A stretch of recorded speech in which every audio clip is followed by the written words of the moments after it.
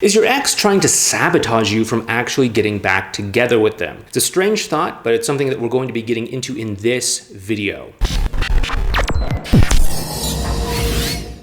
Hey there, it's Clay from modernlove.life. And in this video, again, we're going to be talking about whether or not your ex could be trying to sabotage you from getting back together with them. People sometimes wonder these sorts of things, especially if it seems like, you're making some good progress with your ex and then, something just comes up. So, one of those old familiar fights, or, they just do something to accidentally cause a lot of drama, or, accidentally do something. But I'm here today to hopefully clear up a little bit of this confusion for you. Now, the first thing is that your ex is probably not consciously trying to sabotage the two of you from getting back together. That's not to say that there could be things unconsciously going on in terms of like maybe they have limiting beliefs or things like that, but they're probably not consciously trying to do this. Again, I don't know your ex. People have all sorts of different issues. Sometimes people, just want to toy with you for their own sadistic purposes. But that's a very slim amount of people, like probably less than 1%, I don't know. But most people out there, the vast majority of people out there are just normal, everyday people who are just trying to do the right thing, trying to live a good life and do whatever they can do to find some sort of happiness or have some sort of great relationship themselves, or do whatever else they may think that they need to do to be happy in life.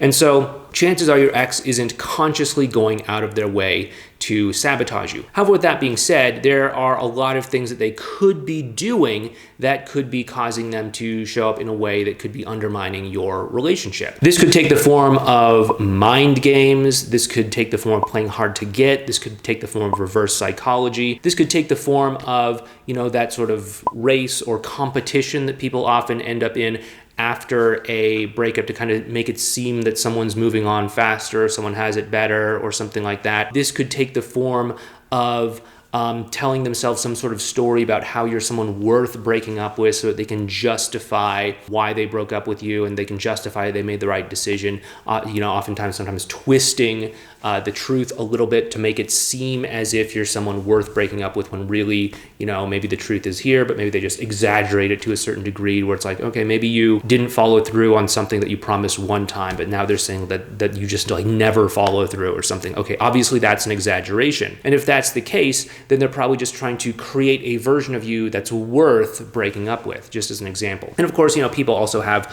all sorts of limiting beliefs, especially in the dating world about, men should do this, women should do that, a relationship should be like this, love is hard, because my parents are divorced, I have a bad relationship with men or women or, whatever it is. People all have their stuff. And many times these sorts of things can show up as a justification for why things sort of unfold in a certain way. And this can show up as them potentially unconsciously sabotaging themselves. Again, they're not doing this specifically to toy with you or to hurt you or to do anything like that. They're doing this out of unconscious actions and unconscious beliefs that are playing out within them. They're most likely not trying to consciously sabotage the two of you from getting back together. And so the important thing to take from all of this is that your ex is really just someone who is probably just a normal human being just like you, just trying to do the right thing in life, just trying to make the right decisions, just trying to figure out whatever it is that they need to do through this overwhelming, complicated, confusing thing that we call life so that they can have a great relationship themselves. And, you'd think, okay, if you want a great relationship, just find a great person and commit to them. And, it should be that easy. But again, we all have so much baggage that we carry with us. Like, oh, men need to do this. Oh, women need to be like that. Oh, relationships should look like this. Or, oh, hey, I watched this one unrealistic Hollywood movie a million times when I was a kid. Therefore, I think that's what a relationship should be like. I mean, I don't know. We all have these strange things. What you probably want to do is to respond to your ex's behavior with compassion and understanding and, dare I say, even empathy, rather than jumping to the conclusion that they're probably trying to undermine you in some way to, I don't know, get some sort of twisted satisfaction out of seeing you fail or something like that. Again, that's not to say that that's not possible,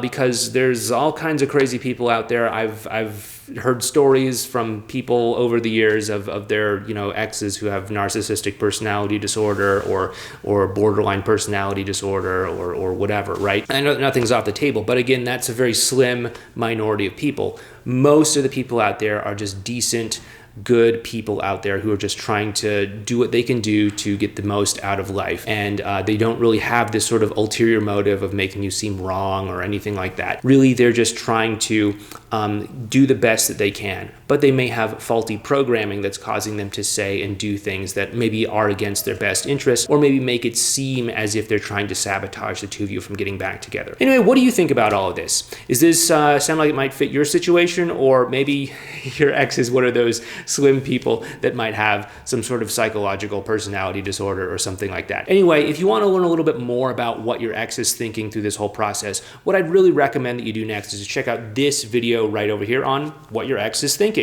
Anyway, once again, my name is Clay. Thanks so much. Take care, and I'll talk to you in the next video.